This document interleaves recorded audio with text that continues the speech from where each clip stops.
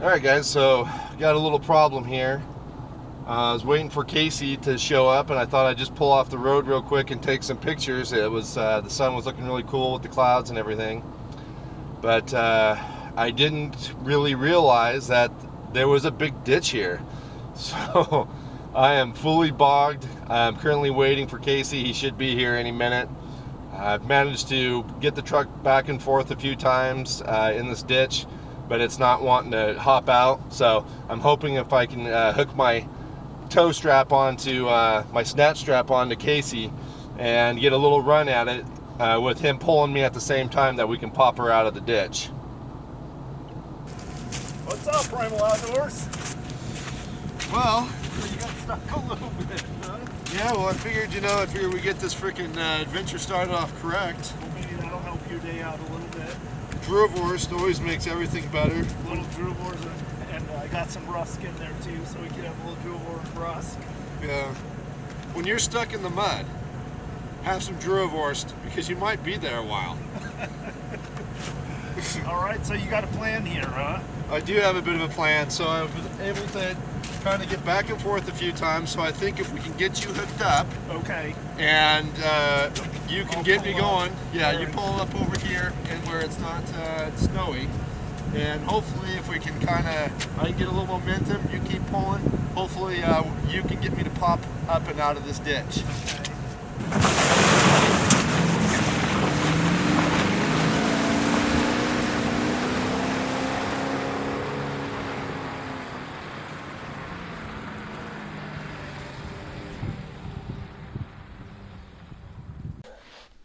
All right, this is Jason with the Primal Outdoors channel, What's up, guys? Casey with the Coyote Works channel. and today we're doing a little bit more of a realistic bug out scenario. So we all like to play around with the zombie apocalypse, EMP, total societal collapse scenario, but for us, there's two very realistic scenarios of a natural disaster that could require us bugging out from our homes or not being able to return home for a few days. Exactly. One of the scenarios is wildfire. Here in Central Oregon, we get wildfires every summer, and it's very often that people get displaced from their homes for a few days.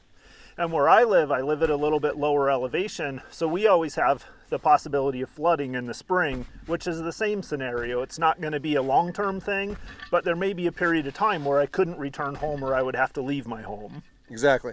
And there's places you can go, you got family, you got friends.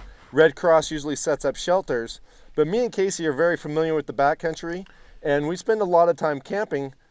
So I feel like, we just want to see if our particular gear is set up in a way that we could just take off and make it like an everyday trip.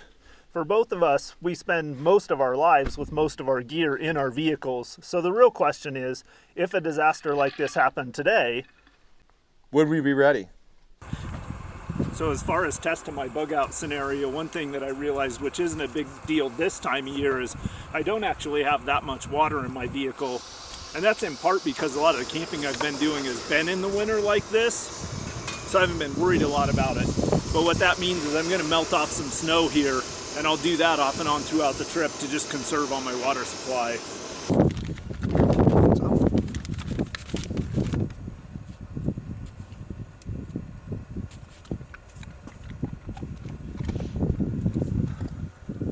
Those actually look pretty good. My CVT mount Shasta is always mounted to my truck and has proven to be a great shelter setup for my typical camping trips. And it gives me a certain amount of comfort knowing I always have a secure and comfortable place to sleep if an unplanned situation arose.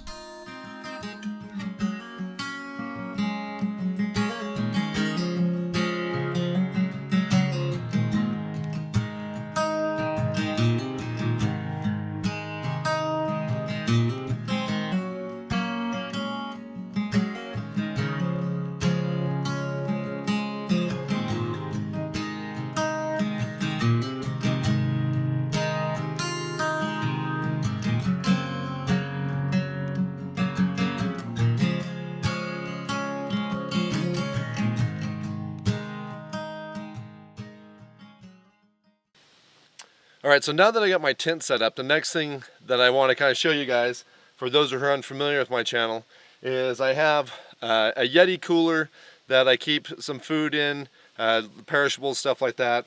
I do have a couple steaks in there, and I got food for my dogs, you know, because like I said, this is an end-of-world scenario, so therefore grocery stores are still available. So I was able to make a stop and, you know, supply up a little bit. But for the most part, in this tote here, I keep a ton of non-perishable foods all the time anyways, just for my normal camping purposes, because a lot of times I just want to take off and I'm not maybe close to a grocery store, I don't want to stop or whatever, and I know I can take off and just have food in there. Alright, so before it starts getting too dark and you won't be able to see inside the tent anymore, I just want to give you guys a quick rundown of how I've got the inside of the tent laid out for the night. So what you're seeing right now is my Mr. Buddy heater and coffee, my Moore's bush pot, and everything I need to make coffee, plus I keep an extra canister of fuel up in the tent. Over here is my sleeping bag, and I have a pillow down at the end. Also, I want to kind of point out that I keep a little canvas bag underneath my Mr. Heater, just because of the fact that if the heater does flip over, it will turn itself off, but I don't want the hot grate to land against the mattress. The canvas bag will keep it from burning into the mattress if it was to flip over. One of the biggest questions I get a lot of times about people seeing me use a heater in the tent is, yes, you do need to be very careful using a heater. I usually only use my heater a little bit before I get in the tent, just so that the tent is warmed up, so that I can get undressed and change clothes, and then I flip it on a little bit in the morning so that I can warm up the tent just enough to basically change back into my outdoor clothes. Okay, so the next thing that me and Casey are going to work on now that our tents are set up is we're going to string my wheeling up between these two trees here, and Casey's going to build a fire right out in front of us, and this is where we'll kind of cook and hang out for tonight before we head to bed. The wheeling is a standard part of my winter setup, and because it's made of 100% cotton duck canvas, it makes a comfortable place to have a fire, for warmth and for cooking, without any concerns of damaging the tarp from sparks.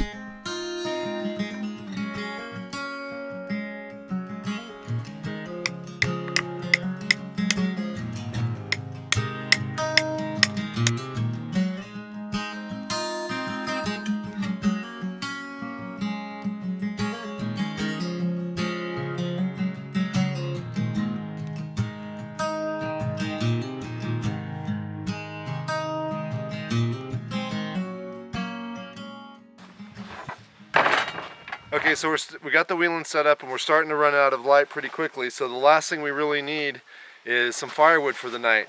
Now, I do have a Silky Sauna axe with me, but I also carry this Remington chainsaw with a 20-inch bar, and it will allow me to gather all the cut all the firewood we need tonight very quickly.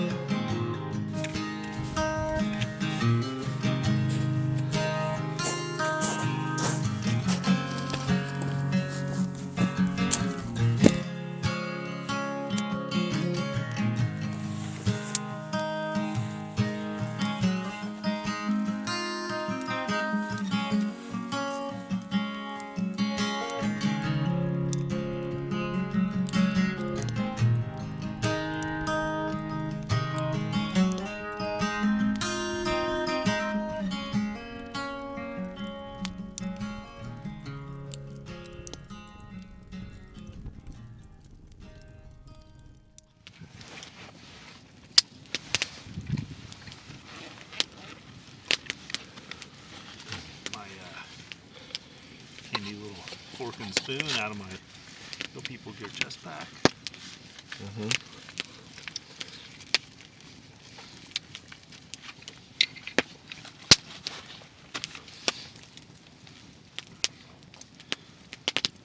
gonna sit here and eat my meat like a man with just a knife.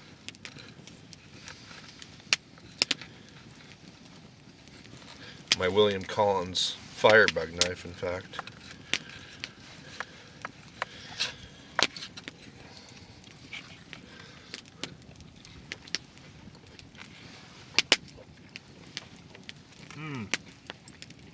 That's pretty fucking good, actually. Aren't you glad that my scenario allowed me to stop by the store? I am. The only thing that would make this a little bit better is if I washed it down with a little Pendleton and a water bottle.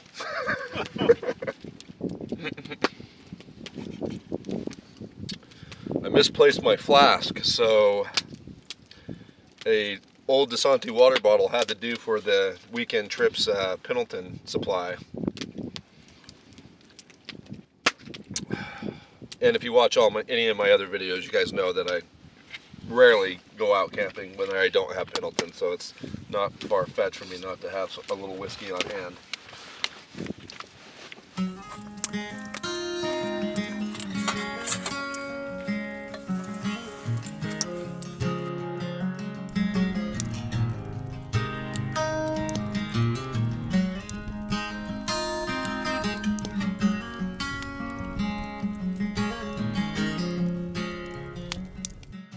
Getting ready for bed now.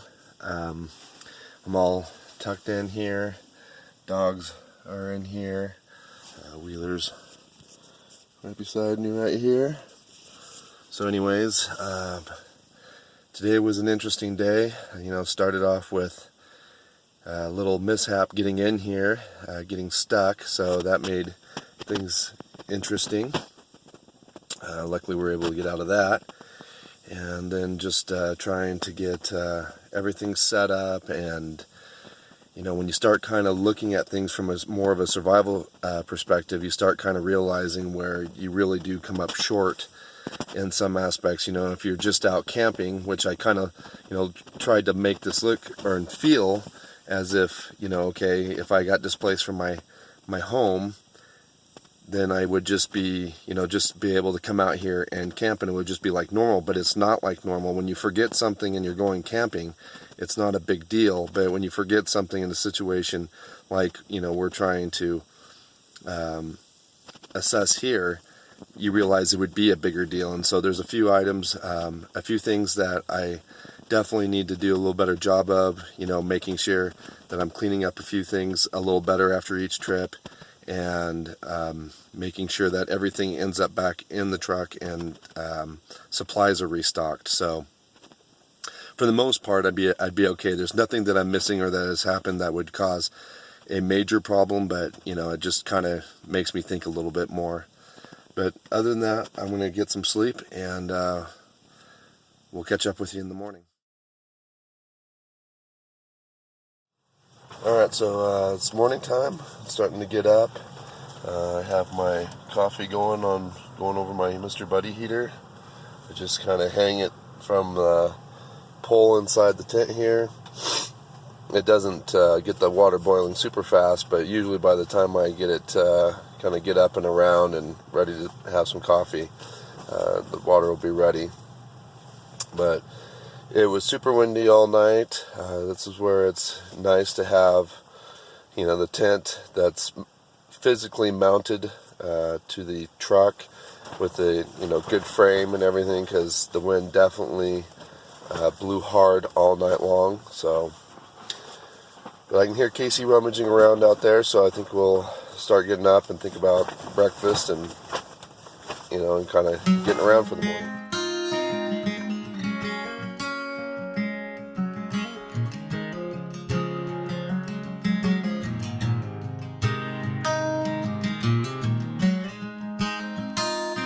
I have been setting up my vehicle for outdoor camping and adventure in mind, but it's good to know that it could function well as a bug-out vehicle if needed. And this experiment has showed me where I could make a few simple improvements, like making sure my gear was maintained and consumables are restocked immediately after each trip. It's easy to get in the mindset that you'll take care of it on the next trip, But if an unplanned situation arises before then, you could find yourself ill-prepared. I hope you found this video interesting, and I highly encourage you to check out Casey's videos on this experiment as well. You'll find a link at the end of the video. Also, please take the time to like, comment, and share this video. And if you'd like to support the creation of my videos, click the Patreon link in the description. And I'll see you again outside.